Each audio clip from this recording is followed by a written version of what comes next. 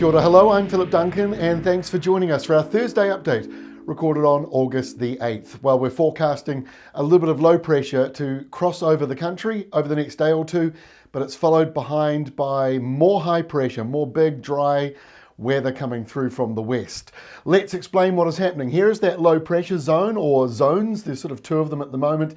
Northerly flow for the top of the country or westerlies coming through, and at the other end of the nation, southerlies going around this enormous high pressure belt. So it's dredging up that sub-Antarctic airflow, and that is why the South Island is considerably cooler than the North Island is for Thursday. Anyway, let's have a look and see what is going on over the next day or two as this sort of pool of low pressure lies over the country and this block of high pressure is just out to the west. So let's animate, this is from 9 o'clock tonight, let's animate the next 48 hours and you'll see this low completely fall apart and the high rolls in. I know it's a little bit hard to see when these systems are so weak and so similar. The low and the high didn't really look too different together, but that is going to clear up the skies a wee bit going into the weekend, but there's plenty of cloudy weather still out to sea yet to come on through. So lunchtime Friday, there is that low. It is still over the top of the North Island, very weak and driving in a bit of wet weather. And I said the other day, this is going to change because the low is so weak. You're not necessarily going to get exactly as is forecast because these systems can be very borderline as far as whether you just get a little bit of drizzle or you get an actual downpour of rain that sits around. But the high is rolling on in. So even though that low is still around the North Island, high pressure is certainly coming in behind it. Maximum temperatures, not a great deal of change over the top of the country, but temperatures have dropped a wee bit through central parts and southerners now, more of those single digit daytime highs as that sub-Antarctic breeze comes on through.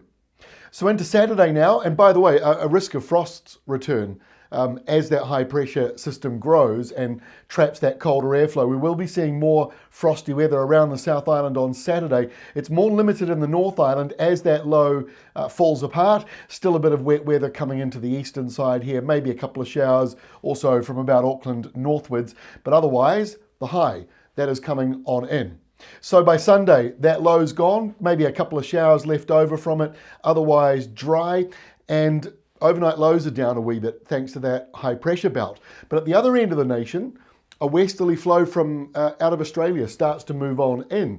So Sunday's temperatures should start to go up in the South Island, but it's ahead of Monday's cooler change as the sou'westers start to move in right across the country. Few showers coming in the usual places, Taranaki, coastal Waikato, Auckland, and the western side of Northland getting a couple of those showers.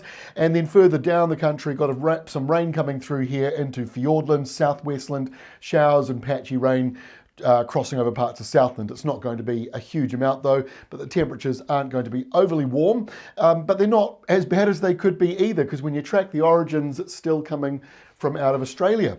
So next week, it is all about this ginormous area of high pressure.